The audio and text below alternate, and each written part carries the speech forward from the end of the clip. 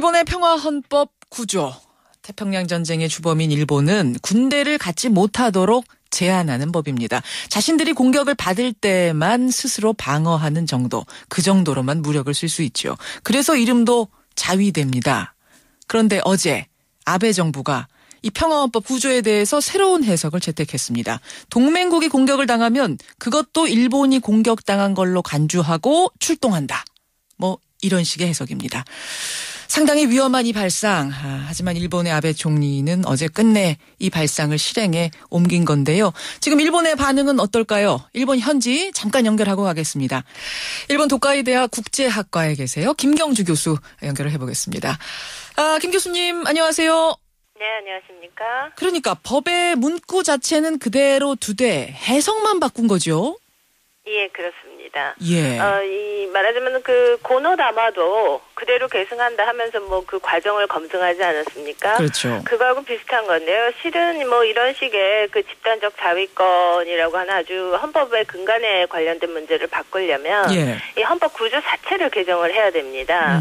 그런데 그거를 하기에는 지금 뭐 여론도 만만치 않고 그다음에 시간도 상당히 걸리기 때문에 이 아베 정권 내에서 아주 급박하게 이 해석 변경을 통해서 실질적으로 이 헌법의 의미를 와해시키는 그런 수법을 사용한 데 대해서 일본 국내에서 상당히 지금 불만이 높은 상황이죠. 예, 제가 앞에서 잠깐 설명은 했습니다만 구체적으로는 이 해석이 이렇게 바뀌면 어떤 점이 달라지는 거죠? 일본이 직접적으로 공격을 받지 않더라도 상당히 긴밀한 사이에 있는 국가, 예를 들어서 미국이라든가 뭐 아니면 한국이라든가 뭐 이런 나라들의 이제 공격이 있고 일본에도 이제 위협이다. 이렇게 해석이 된다면 우리가 무력 행사를 하겠다는 게 이번에 개헌의 취지입니다. 예, 동맹국이 공격을 당해도 우리한테도 영향이 있는 것으로 간주하고 출동한다. 아까 제가 말한 게 그러니까 맞는 거죠? 예, 그렇긴 한데요. 그러나 사실상 이번 국내에서는 이번 그 해석으로 과연 뭐가 달라졌느냐라고 정말 이거를 구체적으로 살펴봤을 때 정말 상당히 애매하다 이렇게 볼 수밖에 없습니다. 요즘 그 한국에서는 그 썸이라는 노래가 유행을 한다고 하는데요. 마치 그 가사처럼 주변에서 보기에는 분명히 뭔가 일본이 변한 듯한데 아베 총리는 기자회견에서 우리의 기존의 헌법 해석은 아무것도 변한 게 없다. 평화주의로 갈 거다. 이렇게 이야기를 하고 일본 국민들은 그래도 뭔가 일본이 변할 것 같아가지고 이제 뭐 상당히 불안해하고 하는 이런 상황입니다.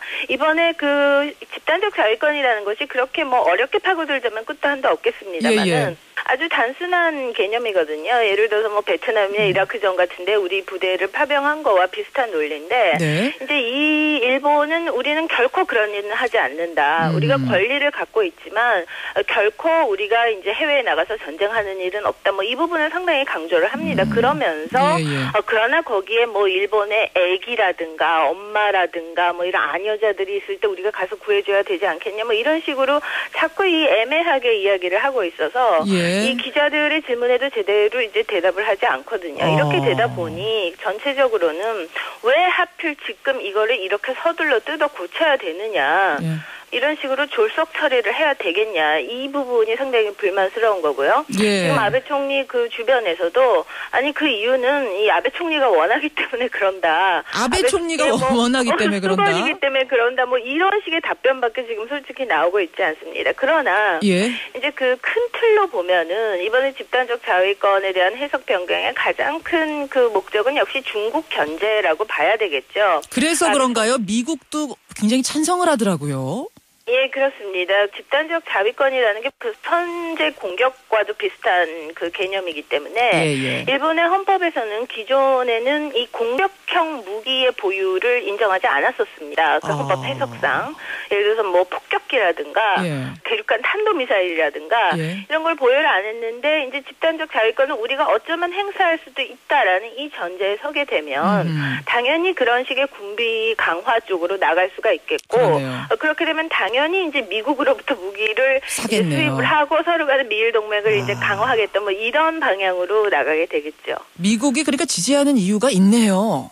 예, 그렇죠. 또 미국으로서는 요즘 그 재정 상태가 안 좋아서 그 동맹에게도 이제 응분의 역할을 해라 뭐 이런 얘기를 계속 하고 있지 않습니까? 그런 상황에서 일본이 뭐 손들고 우리는 열심히 하겠습니다 뭐 이러고 있는 꼴이죠. 자, 이제 보니까 굉장한 꼼수가 숨어 있는 거고 이게 아시아의 왕따가 되는 걸 알면서도 아베 총리가 밀고 나가는 이유가 있는 것 같은데 국민들 반응은 어떻습니까? 일본 국민들의 반응. 어디서는 굉장히 국민들이 무관심하다 이런 얘기가 나오기도 하고 또 어디서는 굉장한 항의 시위가 벌어지고 있다. 얘기가 좀 엇갈려서요. 현지에서 보시기엔 어떻습니까? 예, 일본 사람들이 원래 어떤 일종의 항의 시위를 거의 하지 않죠. 그러나 이번에 이 문제와 관련해서는 연일 합계 10,000명 이상의 사람들이 모였다고 하니까 사회적으로 상당히 파장이 큰 문제인 것만큼은 사실입니다.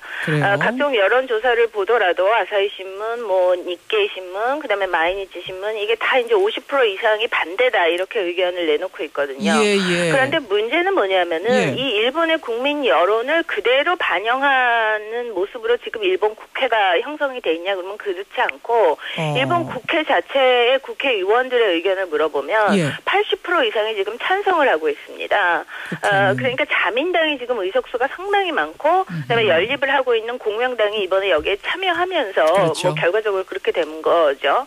말하자면 정치권에서의 하나의 그 균형의 와해라고 하는 것이 결과적으로 이렇게 그 많은 여론의 반대에도 불구하고 졸속 처리, 강행 처리를 가능케 한 부분이라고 보시면 되겠습니다. 밀어붙일 수 있는. 근데 국민들도 이렇게 반대하는데 이게 졸속 처리하는 이유는 오로지 미국 아베 총리의 수건이기 때문에 수건이고 미국이 이것 말고는 지금 응원해주고. 정확하게 들려오지는 않는데 일본은 어떻든 간에 국내적으로 보면 과거 70년 동안 이 평화헌법을 유지를 해왔단 말이죠. 그렇다면 충분한 논의가 있어야 된다. 국민들 그다음에 국회에서의 충분한 논의가 있어야 되는데 이게 지금 거의 50일 만에 이게 그냥 일사천리로 변경이 돼버린 거거든요. 그러네요. 물론 앞으로 이와 관련된 여러 가지 그 법률 처리가 남아있기 때문에 금세 파병이 가능하거나 이런 거는 아닙니다만은 일본 국회의 역학 구도는 변하지 않을 것이기 때문에 이것은 시간 문제다 이렇게 보는 게 맞겠죠. 근데 아베 총리의 수건 사업이어도 평생의 소원이라고 하더라도 이것이 국민 여론이 이렇게 안 좋으면은 정권의 지지도도 낮아질 거고 앞으로의 선거도 걱정되고 이런 걱정은 안 하는 건가요? 예, 그 지지도가 낮아지고는 있습니다. 지금 40%대 초반 정도가 나오고 있는데요. 그러나 이렇게까지 강하게 나가는 데는 또 하나 이유가 있는 것이 지금 일본의 야당 세력이라고 하는 것이 너무 지리멸렬합니다.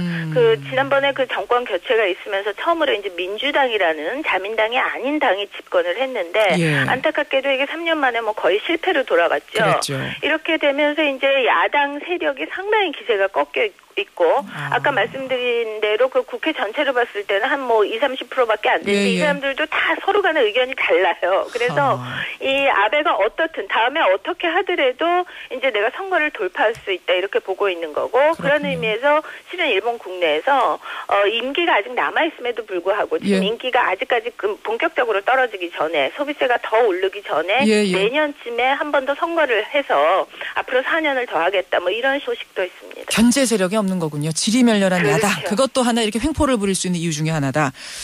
아까 썸이라는 표현을 쓰셨어요. 굉장히 애매하다, 썸이다 이런 표현 쓰셨는데. 썸 타고 있다.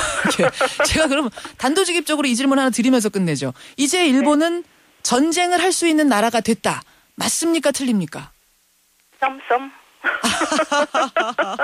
전쟁을 하고자 마음을 먹는다면 어떤 방법으로든 전쟁을 하려고 하는 것 같은데 전쟁은 안 하겠다고 하고 있고 그럼에도 불구하고 전쟁이라는 것은 발생을 하면 개입을 하게 되지 않을까. 근데 적어도 개입할 수 있게 장치는 풀어놨다. 이것이 정확한 진단이 되겠죠. 여기까지 말씀 듣죠. 고맙습니다. 감사합니다. 일본 현지 연결했습니다. 일본 도카이 대학 국제학과의 김경주 교수였습니다.